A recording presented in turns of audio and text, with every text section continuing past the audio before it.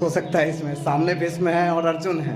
और अर्जुन क्या, अब अर्जुन शस्त्र छोड़ रहे हैं और माधव से कहते हैं, क्या कहते हैं माधव से, हे माधव ये कैसी माया, कैसी ये विडंबना है, बचपन से जिसने हाथ खिलाया आज उस पर शस्त्र उठाना है।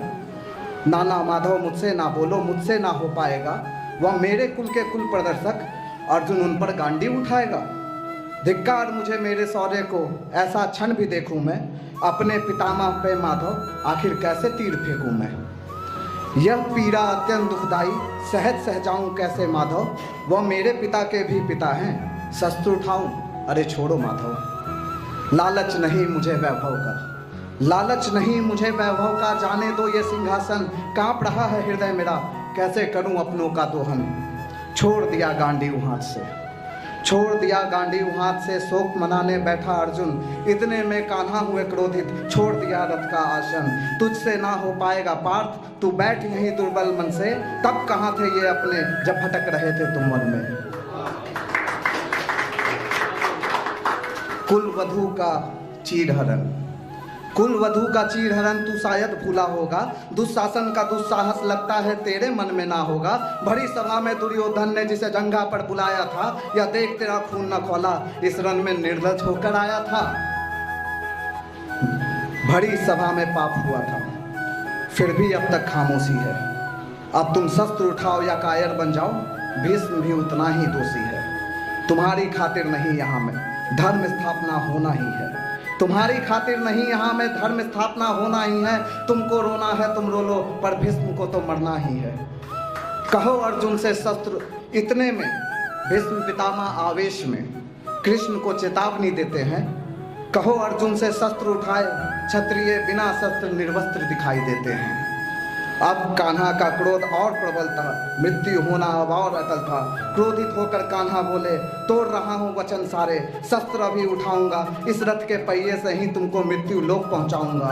क्या समझा है खुद को तुमने, क्या तुम नहीं मर पाओगे। इच्छा मृत्यु का वर है तो क्या पाप करते जाओगे। धरती का भार आज तुमसे कम किए देता हूँ, ठहरो अभी इसी क्षण तुम्हें मैं मृत्यु दंड देता हूँ। युद्ध करता हर एक योद्धा मन ही मन घबरा गया, युद्ध करता हर एक योद्धा मन ही मन घबरा गया। आखिर कौन है जो काल बनकर रणभूमि में आ गया।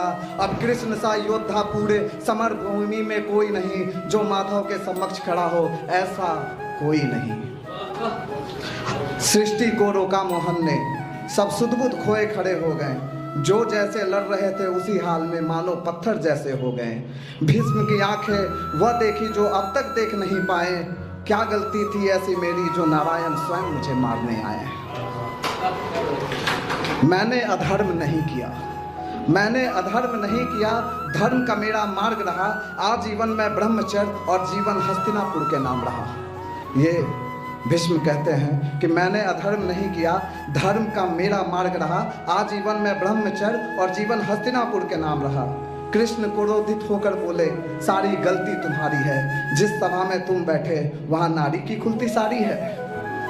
जिस कुल के रक्षा खातिर तुम भीष्म प्रतिज्ञा लेते हो, वह कुल अब मलिन हुआ, क्यों उसके पक्ष में रहते हो। तुम्हारी आंखों के समक्ष मैं कितने पाप, तुम्हारे आंखों के समक्ष कितने पाप हुए, क्या गिनती तुम्हें गिनाऊं मैं। क्या लज्जा नहीं इन आंखों में, क्या सब कुछ फिर से दोहराऊं तुम्हें। जिस घर में बड़ों की बातें अगर गूंजी नहीं जाती, वो घर घर नहीं होता अगर बात नहीं मानी जाती। महाभारत के महासमर में, महाभारत के महासमर में कृष्ण ने शस्त्र उठाया था, अर्जुन उनके पैरों में और भीष्म ने सर झुकाया था। थर थर कांप रही थी धरती, भीषण विध्वंस का साया था। कब कौन धरा पे गिर जाए किसी ने नहीं जाना था। अर्जुन ने मांगी माफी, अर्जुन ने मांगी माफी, माधव थोड़ा धैर्य धरो, क्या कहेंगे जग वाले, मुझे लड़ने दो तुम सबर करो। जो भूल किया मैंने अब वो ना दोहराऊंगा, रणभूमि में हर एक की छाती मैं चीर के दिखलाऊंगा। माफ करो मुझको माधव मैं शस्त्र उठाऊंगा, माफ करो मुझको माधव मैं शस्त्र उठाऊंगा।